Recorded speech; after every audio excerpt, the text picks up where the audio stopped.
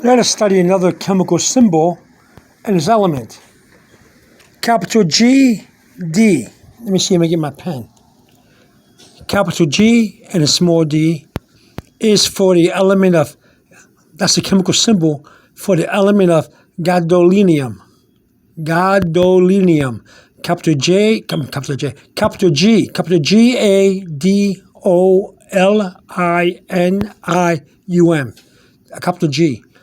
So it's gadolinium.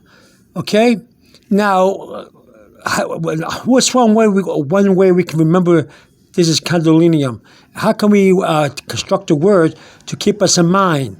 Every time you see a dog, and a big dog, that's a good example of using the capital G and a D. For example, capital G and a D, right here. See the G and the D? Here's the G, and here's the D. See it? Big dog. Now we have to write it the periodic table of elements way. So the first two letters in big is capital B and small I. Okay? Then we got we take the G in big and we capitalize it to a big G, a capital G, and then put a small D from here. And we got a G, capital G and D, which is gadolinium. And then we got the OG. Yes, the capital O and the small g is also a chemical symbol. If you look at the newer, most latest version of the periodic table of elements, you'll see that this is a chemical symbol, capital O and small g. So we got dog. We capitalized the O and put a small g for dog. And so here we have it. Big dog. Big dog. This is how you remember the capital G and the D. When you go outside, you see a big dog, you can do that. Now capital B and a small I is a chemical symbol for bismuth. Capital B-I-S-M-U-T-H. Capital G and a small d is for gadolinium. Capital G-A-D-O-L-I-N-I-U-M. Capital O and a small g is for organism. Organism. Okay? And that's also an element in the periodic table of elements. Here's the chemical symbol for that. Capital O and a small g. You go to your periodic table of elements, go to the latest periodic table. Don't go to the old book or an old table. Go to the latest table, and you'll see that this element does exist. So there you go. Capital GD for gadolinium.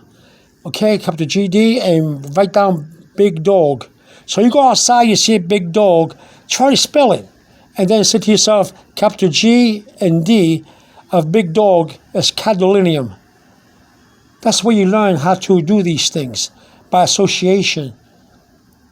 You have a big dog, a big pet, that's a big dog. So say big dog, you see? Capital G, D, gadolinium. Okay? If you want to spell the whole thing, you want to write down the whole thing, you can. Now, you don't have to learn the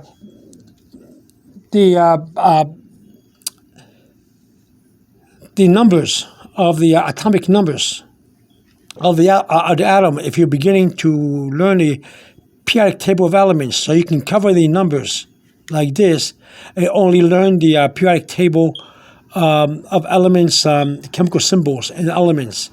If you want to add more strength and have more knowledge of the periodic table of elements, you can add the atomic numbers. The atomic numbers are the number of protons in the nucleus of the atom.